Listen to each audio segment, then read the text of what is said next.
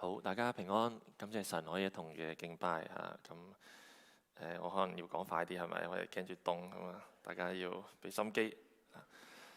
我哋每個月第2個星期日會講《使徒信經》嚇。今日講到《使徒信經》嘅第一句嚇，就係話我信上帝全能嘅父，創造天地嘅主嚇。《使徒信經》用咗2個嘅稱呼嚟到去進一步説明我哋所相信嗰個上帝係一個點樣嘅上帝嚇。第一個稱呼就係全能嘅父，第二個稱呼呢就係創造天地嘅主。我哋首先嚟睇下全能嘅父呢個稱呼講到嘅係上帝嘅力量同埋咧上帝嘅心腸。全能呢講到佢係一個有力嘅上帝，父呢講到佢係一個有心嘅上帝。所以當我哋話我信上帝全能嘅父呢，我哋相信嘅係一個又有力又有心嘅上帝嚇。如果上帝有力但係冇心呢，咁佢就係全能，但係同我哋冇一個父親同兒女嘅關係呢，咁佢就係一個高高在上嘅存在嚇。我哋喺佢面前，我哋就戰戰兢兢。相反，如果上帝有心但係冇力呢，即係一個好慈祥嘅阿爺阿爸咁樣嚇，但係呢冇力嘅話呢，咁呢我哋一樣呢係戰戰兢兢嘅。點解呢？因為佢幫我哋唔到啊嘛，我哋冇平安啊嘛，所以呢，我哋信上帝呢係一個全能嘅父嚇，係好緊要嘅，又要有力又要呢有心嚇。咁我哋睇下全能呢個問題或者大家都聽過未信主嘅家人或者朋友會問過一個咁樣嘅問題，佢哋可能會問呢你哋基督徒嘅神呢，可唔可以做出一個呢佢搬唔得喐嘅石頭呢？如果佢創造唔得到一個咁樣嘅石頭出嚟呢，咁佢就唔係全能㗎啦。如果佢創造得到出嚟，但係又真係搬唔喐嘅話呢，咁佢都唔係全能嚇，因為呢一係就創造唔到一係呢就搬唔得喐嚇。咁我哋點樣去回應或者點樣去理解呢一條嘅問題呢？首先呢，我哋要知道呢，神係一個邏輯嘅神嚇，神嘅全能呢係要喺邏輯上可行嘅。呢一類型嘅問題呢，同你可唔可以畫到一個正正方方嘅圓形一樣呢？係喺邏輯上係唔可行嘅。神可唔可以做出一個自己搬唔得喐嘅石頭呢？呢一類型嘅問題可以簡化成以下呢一個嘅問題，就係呢，全能是否包含咗否定自己全能嘅能力？換言之，就係問呢，全能同埋非全能可唔可以呢同時成立呢？講得再白一啲，其實就係問咩呢？神可唔可以同時係神，又同時唔係神？如果對方明白佢問緊嘅係乜嘢嘅話呢，佢應該唔會再堅持落去嚇。佢應該唔會話你哋基督徒嘅神唔可以同時係神，又同時唔係神啊！哇，咁你只係唔係全能啦，係咪啊？神嘅全能呢，首先呢係要喺邏輯上咧係可行嘅。其次呢，神嘅全能呢係喺神嘅性情嘅規範之內嘅。性情就係關乎咩呢？就係關乎想定係唔想。神想做一啲嘅嘢，佢就做得到。神想做嘅一切嘅事情，佢都做得到。但係有啲嘅事情咧，神做唔得到咧，因為咧佢唔想做。因為呢啲嘅事情咧違反咗佢嘅性情嚇。舉啲嘅例子嚇，神係唔能夠講大話嘅。我哋可唔可以話講大話呢啲咁簡單嘅嘢係咪啊？3歲小朋友都做到啦。基督徒嘅神竟然做唔到即係唔係全能啦。所以都唔需要講話搬唔搬得喐一嚿石頭，你就攞神講唔可以講大話。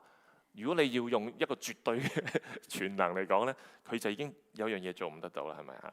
咁神嘅全能呢，唔係乜嘢都得，而係喺佢嘅性情嘅範圍之內嚇。要睇下神想唔想做或者講呢，要睇下神係一個點樣嘅神，佢有咩嘅品格係咪啊？神嘅品格好過一個3歲嘅小朋友係咪啊？3歲小朋友可以講大話神呢唔可以咁第二呢，神係唔可以去違背諾言嘅。謊言同諾言嘅分別就係謊言呢就係指鹿為馬諾言呢就係我應承咗你但係冇做嗰個叫諾言咁神係信實嘅係守諾言嘅，佢係唔可以出爾反爾嘅。我哋可唔可以話出爾反爾呢啲咁簡單嘅嘢，3歲小朋友都做得到啦，係咪啊？應承咗話夠鐘就沖涼，夠鐘就熄電視，係咪？但係做唔到噶嘛。神唔可以出爾反爾，係咪我哋可唔可以咁樣就話神嘅能力連3歲小朋友都不如唔可以係咪？神咧唔可以被惡試探嚇，意思咧佢對惡咧係有免疫嘅能力嘅佢唔被惡試探之餘咧，佢亦都咧唔會去試探人嚇。我哋可唔可以話試探呢啲咁簡單嘅嘢，3歲小朋友都做得到啦，係咪啊？神又做唔到啊咁樣嚇。試探係為自己嘅好處啊，小朋友試探爸爸媽媽嘅底線啊，希望自己可以食到嗰啲糖嚇。試探係為咗自己好處，甚至乎不惜要人哋去損失，係咪啊？即係好似啲錢嘅係咪？為咗自己有錢，咪不惜你要損失啲錢啦嚇。咁但係神係唔會試探人嚇，佢會試煉人嚇。試煉咧係為對方嘅好處，唔係要去拆毀對方，而係咧建立對方嚇。好似你煉金咁樣嚇，將啲雜質煉走嚇，咁係讓到嗰個金更加純正、更加有價值嚇。神係唔會試探人，但係佢會試煉人嚇。往往佢就係要用一個嘅試探，用魔鬼做出嚟嘅試探，同一樣嘢，佢咧係將佢變成一個嘅試煉，好似約伯咁，係咪？我哋發現咧，上帝嘅每一個嘅能夠咧，自然而然咧就會咧附帶一個咧係不能夠嚇。譬如咧，我哋話上帝係良善嘅，意思就係話上帝佢能夠永永遠遠都良善，上帝佢能夠無時無刻都良善，呢個係上帝嘅能夠。但係反過嚟咧，就附帶一個嘅不能夠嚇。上帝永永遠遠都不能夠去行惡，無時無刻都不能夠去行惡嚇。所以咧，譬如我哋話上帝係公義嘅，代表就係佢唔能夠徇私枉法，係咪？佢咧係呢度講到，佢要為千萬人存留慈愛，赦免罪孽、過犯同罪惡呢個係佢要去赦免係嘛？但係佢唔可以話算啦，一筆勾銷係咪啊？同時佢不以有罪嘅為無罪必要追討人嘅罪咁點算呢？係咪啊？又要赦免，但係又唔可以徇私枉法，又唔可以咧以有罪嘅為無罪，要追討嚇。咁就佢自己要做嗰隻代罪羔羊佢要承擔嗰個被追討嘅刑罰，係咪？上帝係完美嘅完美呢個概念咧，亦都附帶咗一個嘅不能夠就係咧佢係不能夠改變嘅。當一幅畫一個嘅雕像咧，佢完美到一個完美嘅程度咧，就係多一筆就太多，少一筆就太少嚇。上帝完美咧，能夠完美咧，佢就不能夠改變嚇。但不能夠改變咧，唔係唔可以喐咁解嚇。Immutable 唔代表係 immobile 上帝唔係一個嘅雕像好完美喺嗰度，咩都做唔到上帝可以喐可以行事唔改變嘅咧係佢嘅本質，佢嘅性情。所以我哋話上帝係全能嘅，但係咧同時有好多嘢佢做唔到嘅佢唔可以講大話啦，佢唔可以違背諾言啦應承咗但係唔實現啦，佢唔可以被惡去勝過啦我哋可以被惡勝過，佢唔可以係咪？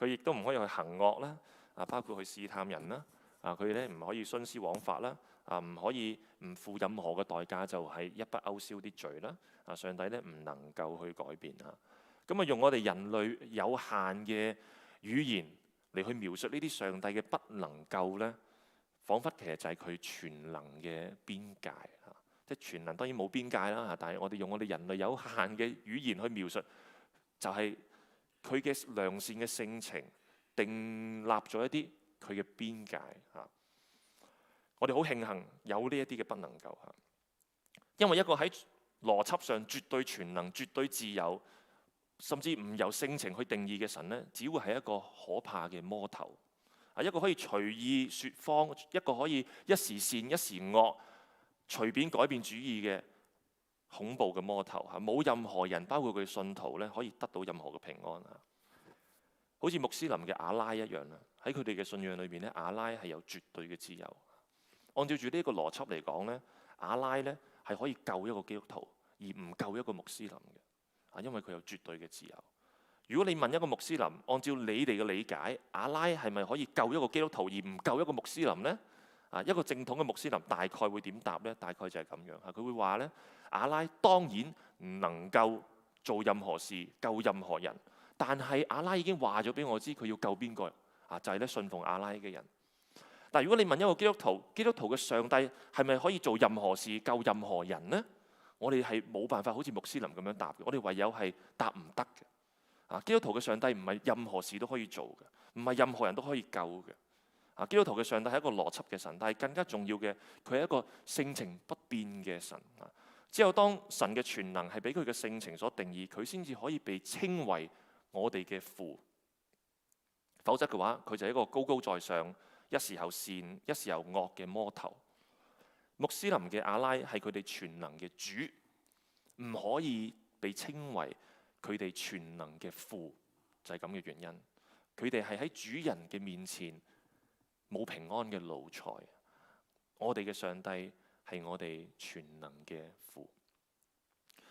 所以當我哋話我信上帝全能嘅父咧，代表我哋相信上帝係一個有力又有心嘅上帝。而當我哋話咧，我哋信佢咧，唔可以淨係一個頭腦嘅知識同我哋生活係冇關嘅。其實每一樣你所相信嘅嘢咧，都會影響你嘅諗法同埋做法嘅。譬如你話我相信咧太陽咧聽日會喺東面升起。呢一個嘅相信就會影響你嘅諗法同做法。你想瞓晏啲，咁太陽又聽日會升起，咁你咪要閂窗簾咯，係咪啊？至少東面嘅窗簾你要閂咯。如果你揸車返工係向住東面揸車嘅，咁你咪要去預備一個太陽眼鏡咯。你相信一啲嘅嘢就一定會影響你嘅諗法同埋做法。雅各書我哋頭先讀到你信神只有一位，你信嘅不錯，就連鬼魔也信，卻係戰驚。愚昧嘅人啊，你願意知道沒有行為嘅信心是沒有用的嗎？唔係淨係我哋相信神係神，連鬼都相信神係神。你信神只有一位，連鬼都信，係咪？但係佢哋呢一個嘅相信帶俾鬼魔乜嘢嘅諗法，咩嘅做法呢？首先我哋見到佢哋戰驚。點解佢哋戰驚啊？因為佢哋知道佢哋嘅結局，佢哋係死路一條。所以佢哋有咩做法呢？佢哋死雞撐飯蓋之餘，佢哋要揾人去陪葬。所以呢，佢哋呢同世人講一啲連佢哋自己都唔信嘅嘢。鬼魔同世人講話咩呢？滿天都係神佛。鬼魔咁樣講呢，但係鬼魔自己係唔信嘅。佢哋信嘅係咩呢？佢哋信神只有一位。佢哋話俾世人知有唔同嘅拯救嘅辦法，但係鬼魔自己係唔信嘅。佢哋話俾世人知神唔係神，但係佢哋信嘅就係神就係神。佢哋同世人講啲佢哋自己都唔信嘅，因為咧鬼魔要揾人去陪葬。所以希望我哋今年讀到《使徒信經》每一次讀到呢一段嘅時候咧，我哋嚟去反省當我哋話我哋相信嘅時候，我哋究竟係諗緊啲乜嘢？我哋究竟係做緊啲乜嘢？我哋呢個相信究竟對我哋嘅諗法同埋做法有咩影響呢？我哋相信太陽聽日喺東面升起，我哋都起碼識得拉窗簾啦，係咪？我哋相信上帝，相信佢係全能嘅父，我哋又識得做啲乜嘢呢？頭先我哋睇到20節講到話愚昧嘅人啊，你願意知道沒有行為嘅信心是沒有用的嗎？連鬼魔都識得根據佢哋嘅信心有相應嘅行為，我哋係咪比鬼魔仲要愚昧呢？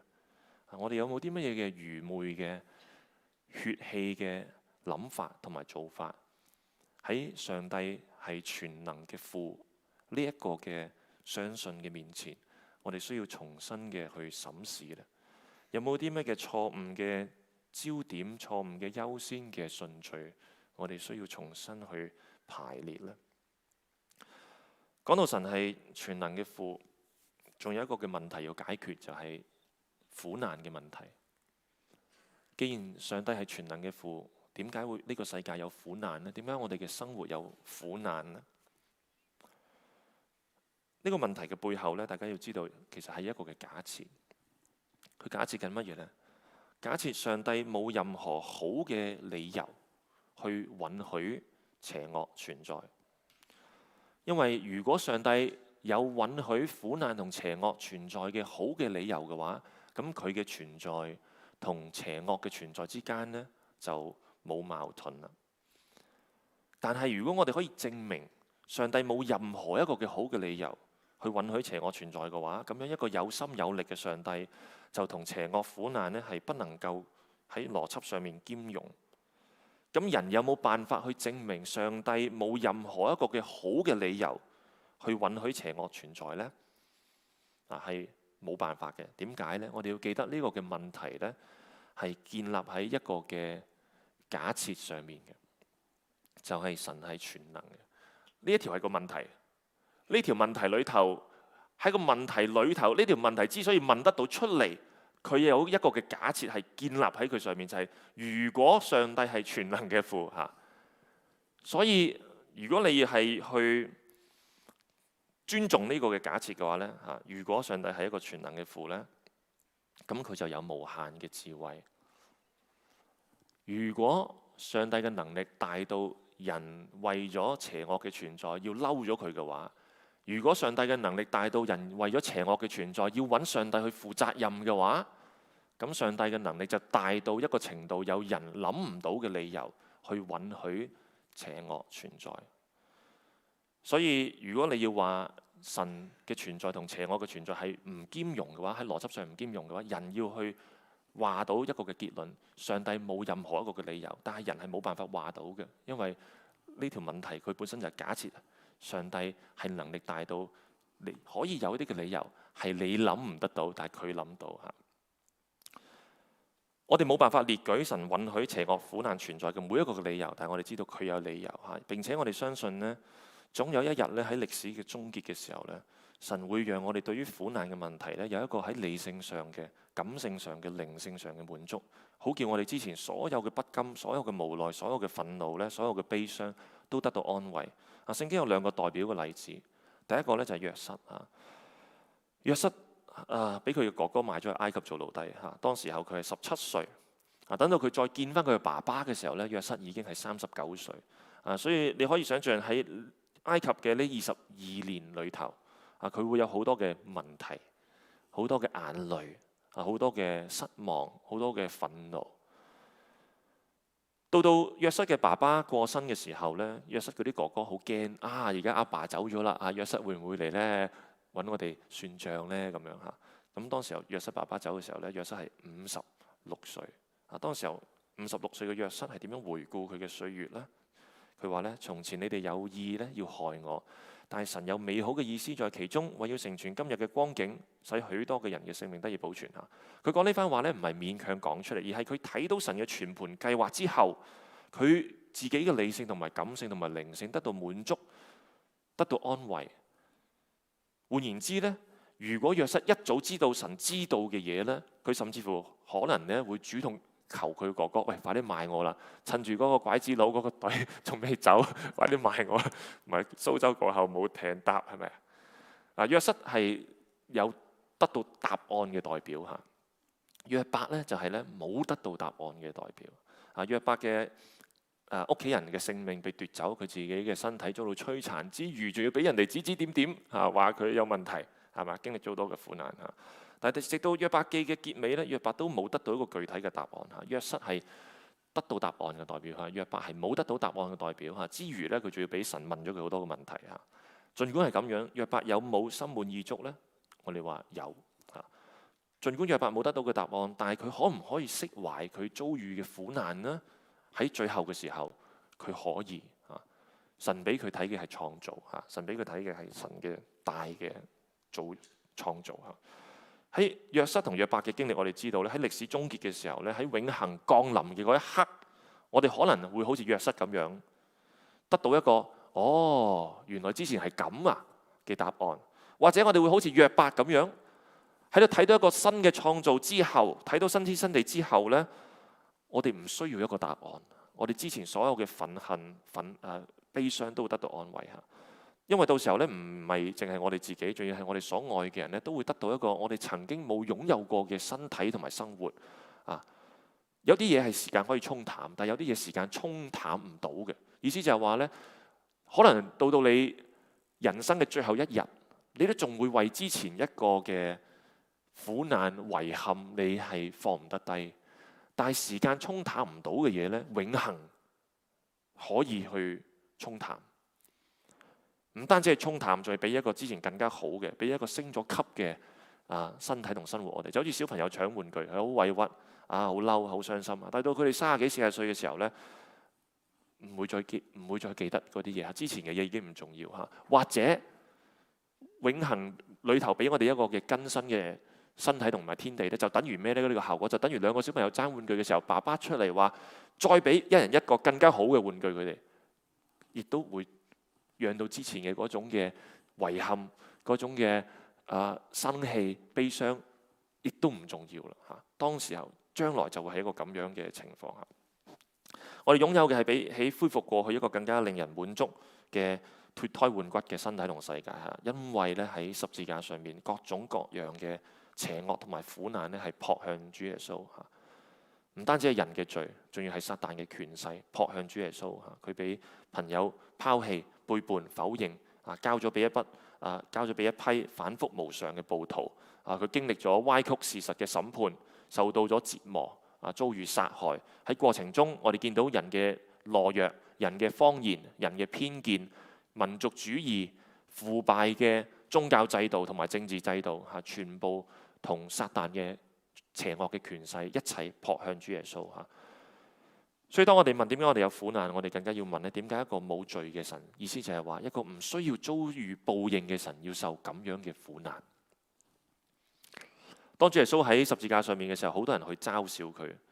如果你係神嘅仔，你喺十字架上面落嚟啦，你救咗人哋又救唔到自己。如果你係以色列嘅王，你喺十字架上面落嚟啦，我哋就信你啦咁樣嚇。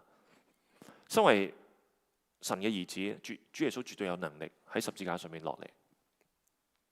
佢甚至乎可以呼求12營嘅天使去殺晒呢班人，係咪？但係如果佢唔落嚟，如果佢落嚟嘅話咧，救贖嘅計劃就失敗。嗰個可以扭轉一切苦難嘅新天新地就冇辦法落實。嗰個可以安慰一切受苦嘅人嘅永恆就冇辦法嚟臨。所以唔信佢嘅人就會講咩？就係話佢無能啦，你落唔到嚟啦。但係相信佢嘅人，知道嗰個計劃嘅人會點樣講呢？會講話你受到咗咁多嘅嘲笑、羞辱，甚至乎身體嘅痛楚，同埋靈裏頭同天父分離嘅嗰種嘅痛苦，你都竟然忍得住唔落嚟。佢唔係因為無能所以唔落嚟，佢而係因為全能，佢可以，佢能夠唔落嚟。上帝係全能嘅父，上帝亦都係創造天地嘅主。當我哋相信上帝係創造天地嘅主呢，我哋話我哋嘅相信會影響我哋嘅諗法。當我哋相信上帝係創造天地嘅主，一個最直接會影響我哋嘅諗法就係我哋知道我哋人唔係天地嘅主宰。當我哋記得呢件事情嘅時候呢，可以幫我哋呢有多啲嘅勇氣同埋堅忍去面對生活嘅困難。好多時候我哋面對困難，點解會咁困難？就係因為呢，我哋冇心理準備。我哋往往有咩心理準備，有咩心理建設呢？我哋就係諗住呢個世界除咗係最邪惡嘅人之外呢，上帝欠所有人一個舒適嘅生活。所以當困難嚟到嘅時候，我哋咁辛苦就係咁解。但係當你相信上帝係創造天地嘅主，意思就係話整個嘅宇宙唔係圍住你去運轉嘅，係圍住上帝去運轉嘅。所有受造嘅一切，包括喺呢個天地裏頭嘅我哋人呢，都要去反映佢嘅榮耀嚇，藉着我哋嘅順境逆境反映佢嘅榮耀，而唔係話佢欠咗我哋一個舒適嘅生活。儘管整個宇宙係圍住神轉嘅，但係我哋同時睇到神所創造呢個天地呢，係好細心為我哋準備嘅。如果地球而家嘅直徑細少少嘅話呢，地球係捉唔得住呢個大氣層嘅嚇，氫氣氧氣就冇咗嘅，就好似同其他星球一樣冇大氣層嘅啦嚇。咁我哋就冇氣頭啦嚇。咁有人覺得信耶穌啲人呢係好唔爭氣嘅，但其實呢，佢爭住去呼吸嘅嗰啖氣都係神預備嘅。如果地球嘅直徑大啲呢，咁我哋就行唔到噶啦。你隻腳而家已經好辛苦啦。如果地球直徑再大啲，重力再大啲，你又更加行唔得到啦。地球嘅距離同地球同太陽嘅距離近一啲啲呢，啲水就煲熟咗啦，蒸發咗啦。遠一啲啲呢，就結咗冰啦。所以呢，我哋係一個好啱啱好嘅一個嘅位置嚇，仲有好多呢啲咁樣嘅精心嘅預備嚇。咁你可以自己去揾嚟睇下。當我哋意思就係話，當我哋去講到神係創造天地嘅主呢，可能屋企嘅家人朋友咧會問我哋一個問題，就係話咧，究竟我哋相信嘅嘢咧科唔科學嘅？當我哋講到神創造天地，講到呢個物質嘅世界咧，就會涉及呢個信仰同科學嘅討論。面對呢種嘅情況咧，有一件好重要嘅事情，我哋要記得咧，就係話好多嘅普通人咧覺得基督信仰呢唔科學，但係呢，有好多比起普通人更加科學嘅科學家呢係相信神嘅。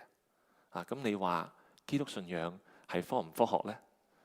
甚至乎呢，好多嘅現代科學嘅開山祖師爺呢，佢唔係儘管相信神仍然做科學，而係呢，因為相信神所以去做科學嘅。介紹幾個俾大家認識下。第一個呢，叫做開爾文男爵，個原名叫做 William Thomson，但係因為佢個爵位叫做 Kelvin，所以我哋就叫佢做 Kelvin。Kelvin 呢係熱力學嘅大師嚟嘅。熱力學嘅計數嘅裏頭嗰啲公式呢，你唔可以用攝氏度，你唔可以用華氏度，你用攝氏華氏就錯噶啦。你要用咩呢？你要用 Kelvin 度去計嘅。絕對零度呢，就係佢提出嚟嘅，唔係零度嘅攝氏，唔係零度嘅華氏，係零度嘅 Kelvin 度。佢除咗係絕對零度嘅概念咧，佢最巴閉咧，可能就係佢提出咗熱力學嘅第二定律。我哋話咧，有啲科學家咧，唔係話儘管信神仍然做科學，而係因為信神所以做科學。咁乜嘢原因讓到阿 Kelvin 咧去提出熱力學第二定律咧？就係因為當時候有人攞住熱力學嘅第一定律去反對神係創造天地嘅神。熱力學第一定律講咩呢？就係講到能量嘅守恆。於是乎無神論者就話：你睇下呢個世界能量守恆，呢個世界係一個永恆嘅循環，能量係唔會由冇變有嘅，所以宇宙冇起點嘅，所以咧冇一個嘅創造主。Kelvin 作為一個熱力學嘅大師咧，佢聽到咁嘅聲音咧，佢就好激氣啦。於是乎咧就提出熱力學嘅第二定律。可以講係嚟自呢段嘅經文。天地都像衣服漸漸嘅殘舊。熱力學第二定律咧講到嘅係宇宙有一個熱值嘅終點，一個 heat death， 就好似你將一杯熱嘅咖啡放喺個台面，一段時間之後，嗰杯咖啡嘅溫度就會變成點呢？就會變到室溫嘅溫度。冇溫度嘅差異就冇能量嘅流動。宇宙都係咁樣，宇宙裏頭有啲嘢熱啲，有啲嘢凍啲。總有一日咧會變成一樣嘅溫度。呢個就係佢所提出嘅嘢。當冇再有溫度嘅流動呢，你就冇辦法去產生能量。好似我哋發電咁樣，你係要有溫度嘅差異，你先可以發啲電出嚟。無論你燒煤又好，你做乜嘢都好。就算你係水力發電都好，你唔需要加熱啲嘢。但係你點解水會有流動？就因為有溫度嘅差異，有蒸發，有降雨，於是乎有水位嘅變化，所以你先至可以利用得到水，係咪？就算你風力發電都係，點解會有風啊？就因為呢個地方凍啲，呢個地方熱啲，凍嘅地方氣壓係高啲，熱嘅地方氣壓低啲。然之後空氣就流通，你就有風。所以如果你冇溫度嘅差異呢，就唔會有能量嘅就唔會有能量嘅流動。呢個亦都點解唔可以有永動機？因為總係能量以熱能嘅方式係消耗咗，就係所謂嘅散熱。散熱就係一種嘅損耗。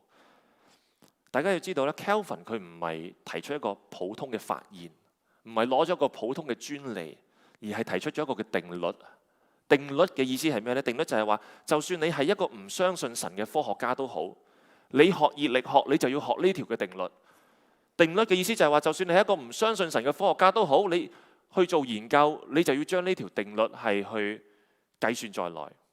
所以話一啲嘅科學家佢唔係因為儘管相信神，然後繼續做科學，而係佢因為相信神，所以去做科學。1903年 Kelvin 佢喺一次嘅演講裏面咁樣講到話，關乎生命嘅起源，科學並非係冇證據嘅，而係有大量嘅證據表明宇宙存在係有智慧同埋慈愛嘅設計。有一次有一個學生問佢：你一生裏頭最重要嘅發現係乜嘢？佢唔係話第二定律，佢話咧喺我生平嘅發現裏頭最值得、最有價值嘅咧就係認識咗主耶穌基督。佢最後係安葬咗喺倫敦西敏寺律牛頓嘅隔離。講另外一個同大家生活接近一啲嘅，叫做巴斯特。大家買啲食物翻嚟，譬如買牛奶咧，上面會寫住經過咗巴氏消毒法。就係呢個巴氏消毒法。大家罐頭可以擺得耐就係因為佢；大家醫療手術有消毒就係因為佢。咁點解巴斯特要發明巴氏消毒法呢？就係因為當時有啲人呢認為微生物細菌呢啲咁嘅嘢呢，喺死咗嘅有機物嗰度可以憑空產生嘅，好似啲爛咗嘅肉會自己生啲蛆蟲出嚟，放得耐嘅湯會自己會發毛，佢哋就話呢，死咗嘅嘢呢可以自然轉化成為新嘅生命，意思就係話唔需要一個創造主去創造生命，生命本身會誕生生命，或者講死亡本身就可以誕生生命。咁巴斯特聽到啲聲音咧就好唔憤氣，好似 Kelvin 聽到人哋話呢個用第一定律反對創造一樣，佢就做咗個叫鵝頸瓶嘅實驗，證明咧食物嘅腐敗咧係由外部嘅微生物入咗嚟引致嘅，而唔係話一碗冇生命嘅湯自己會發出啲毛出嚟。巴斯特係講咁樣嘅説話，當我觀察到嘅自然規律越多咧，我嘅信仰咧就越好似一個農民咁樣咧單純。仲有一個人咧，佢發明咗呢個嘅氣壓計，咁啊係得到一個咩嘅啟發呢？就係約伯記裏頭講到上帝要去為風定輕重。喺佢發明氣壓計之前呢，人係認為空氣冇重量嘅，但係呢，佢係證明空氣係有重量嘅。仲有一個人呢，叫做摩月瑞。有一次呢，佢病咗嘅時候呢，佢個仔喺佢床頭呢讀詩篇第8篇，讀到呢一節，海裏嘅魚凡經行海道嘅呢，都伏喺佢嘅腳下，跟住佢就諗海洋裡面係有海道嘅咩？於是乎佢就發現咗航流、航道、暖流嗰啲嘅海流。仲有呢個可能大家可能識得叫做Kepler 開普勒天文學嘅祖師爺。行星圍繞太陽運行嘅3大定律呢，就叫做開普勒第一定律、開普勒第二定律、開普勒第3定律。咁行星運行太陽嘅3大定律就係後嚟啟發牛頓發現萬有定律嘅基礎。開普勒係觀察到個現象，牛頓係計到個原因。太空總署嘅開普勒望遠鏡就係為咗紀念佢。佢本來係讀數學嘅，佢讀完數學之後呢，佢都讀神學。讀完神學之後呢，準備繼續讀神學，做神學家、做牧師。但係當時候呢，因為有個地方呢急需一個嘅數學老師，所以咧學校咧推薦咗佢去教數學。所以佢哋好唔情願咧就中斷咗佢神學嘅學習，成為唔到一個嘅神學家，就成為咗一個嘅數學家同埋一個嘅天文學家。當佢係被逼放棄神學去教數學嘅時候呢，佢咧曾經係好失望嘅，好失落嘅。佢話咧：我曾經立志要成為一個嘅神學家，長久以嚟咧，我為此咧係覺得不安嘅，因為去咗教數學，去咗搞天文學。但係而家咧，我透過咧天文學嘅研究睇見，上帝同樣可以喺天文學中被榮耀。講最後一個法拉第。法拉第係電嘅大師，電解係佢發明嘅，係佢發現嘅。喺佢發現電解之前咧，鋁係好貴嘅，因為佢喺石頭裏頭你分解唔到佢出嚟。但係咧，而家你用嘅汽水罐屋企焗爐用嗰啲嘅鋁箔紙就係要靠呢一個嘅技術做出嚟嘅。同埋咧而家我哋有電車而家亦都有但係冇咁普及嘅就係氫汽車。將來可能有多啲喺啲水度電一電分解成氧氣、氫氣，攞氫氣去揸車就係電解或者係從電解裏頭去引申嘅電鍍汽車零件上面要鍍一層嘅金屬嘅薄膜珠寶要鍍啲嘅金落去都係電解嘅原理同埋可能更加緊要嘅咧就係磁生電，就係佢發明出嚟嘅。人類之所以可以而家大規模嘅去發電，都係靠呢個嘅磁生電嘅原理。你用緊嘅信用卡八達通嘟一嘟都係呢一個嘅原理。所以法拉第係好厲害嘅科學家。佢除咗係科學家之外咧，佢喺倫敦嘅一間教堂咧，佢係一個兼職嘅傳道人。傳流嘅講章咧仲有唔少。佢曾經講過話，即使我哋可以好似天使咁樣去飛翔，可以洞悉所有嘅自然嘅奧秘，但如果我哋冇基督嘅救贖，我哋仍然係死在過犯罪惡中嘅人。喺佢臨終嘅時候，有人問佢：法拉第先生，你而家對呢個世界仲有咩嘅推測嗎？佢話咧：我冇推測，我只有確據，因為我知道我信嘅係邊一個。我哋講到呢一度一嚟咧，因為時間關係；二嚟咧，我嘅知識有限；三嚟咧，講多都冇用嘅。因為點解呢？其實所有科學家呢都知道呢啲嘢嘅，但係唔係每一個嘅科學家都信耶穌呢？唔係嘅，所以講多冇用。你唔會叫得醒一個唔願意醒嘅人，你都唔會叫得醒一個飲醉到昏迷醒唔到嘅人。所以我希望今日大家至少以後讀到《使徒信經》呢一度嘅時候，讀到我信上帝創天造地嘅主嘅時候呢，我哋要記得好多比我哋普通人識得更加多科學嘅科學家，而且唔係一般嘅科學家，係頂尖嘅科學家，係祖師爺級別嘅科學家，同我哋都一樣係相信呢一句嘅説話：上帝係創造天地嘅主。有個人寫咗一本書，將過去100年嘅諾貝爾得獎者列咗出嚟，當中呢，有65%嘅獲獎者呢標榜自己係基督徒，包括基督教、天主教、東正教，反正就係再加埋猶太背景呢，仲有21%，咁加埋就係86%㗎啦。當然唔係每個諾貝爾獎都係科學獎，有和平獎、有文學獎，但係你睇下呢啲科學嘅領域，化學獎、物理獎、醫學獎係非常高嘅比例。但係大家亦都要留意咧，呢啲數據係有水分嘅。點解呢？因為呢度係話標榜自己係基督徒啊嘛，即係唔係一定係噶嘛，係咪？但係你就算減咗一啲嘅水分都好啦，係咪？減一半係咪？你減一半又好，你減90%都好，有冇去改變嗰個嘅事實呢？其實係冇改變到嗰個事實。嗰個事實就係乜嘢呢？好多比我哋普通人更加科學嘅科學家，唔係一般嘅科學家，係頂尖嘅科學家，係祖師爺級別嘅科學家，係諾貝爾得獎級別嘅科學家，同我哋一樣，都係相信《使徒信經》嘅呢句嘅説話：上帝係創天造地嘅主。所以呢，我哋唔好再輕易嘅話基督信仰係唔科學啦。希望以後我哋讀到呢句嘅話，我哋記得世界唔係圍住我哋轉嘅，但係世界係為我哋精心預備嘅。無論係呢個天地定係我哋自己，都要去榮耀神。我哋都要記得上帝係有心有力嘅，佢係全能嘅父，佢有佢嘅安排。我哋可能會好似約瑟咁樣，有一日睇到答案；我哋可能好似約伯咁樣，唔需要去睇到答案。無論點樣都好，我哋要記得。主耶穌佢冇落嚟，冇喺十字架上面落嚟，唔係因為佢無能，而係因為佢能夠，佢有力量，佢有愛我哋嘅心腸。我哋一齊祈禱。天父上帝，我哋相信你係我哋全能嘅父，係創天造地嘅主。願你幫助我哋有呢個相信之後，有相應嘅諗法，有相應嘅做法，有相應嘅對呢個世界嘅認識，亦都咧係把握我哋嘅機會，去喺我哋有限嘅日子嚟到去認識你，嚟到去服侍你。